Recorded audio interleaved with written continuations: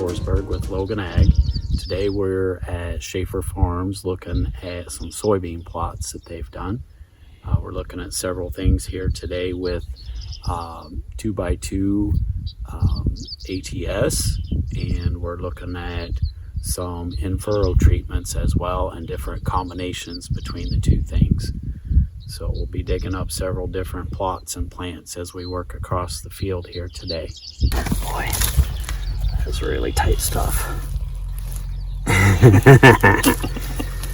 hate to be roots trying to grow in that.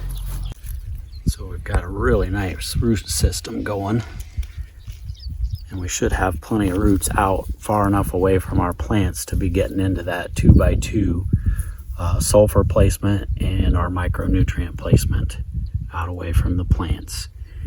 And despite how wet this has been, we've got a pretty healthy plant here underneath our soil.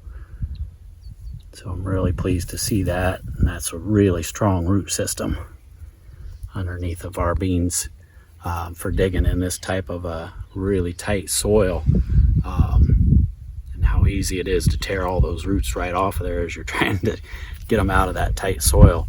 It's pretty impressive, looks really good.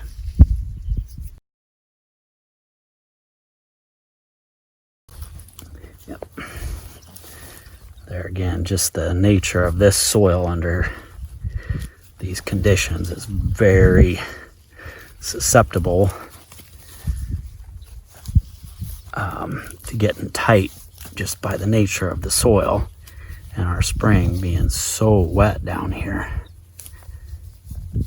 Just hard to avoid any missteps on it. You can see this one, he was really in some tight compaction.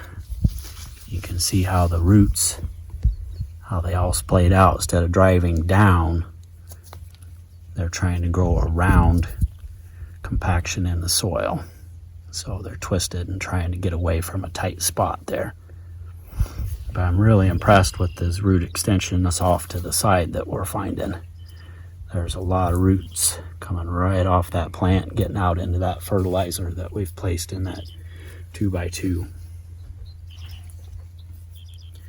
Very nice.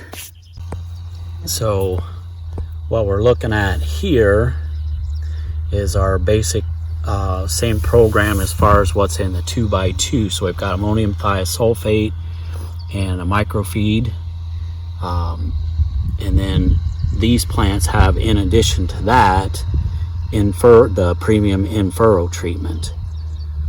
Okay, so we can see we're a lot further advanced as far as our size of our stem, but dramatically improved on our root mass underneath the plants. Okay, so these are really good, but the difference between the two is we've got an in-furrow to drive our roots right out of the gate. Here we've gone taken all of our micronutrient mixes out, and basically we've just got our ammonium thiosulfate in a 2x2 location at 4 gallons.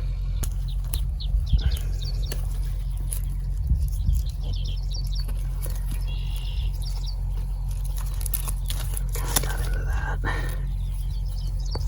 There's kind of our root mass. Let's see what we did with our others. Okay, so here's another look at a set of roots with just the ammonium thiosulfate, no micronutrients, and no in-furrow, no treatment with the premium in-furrow.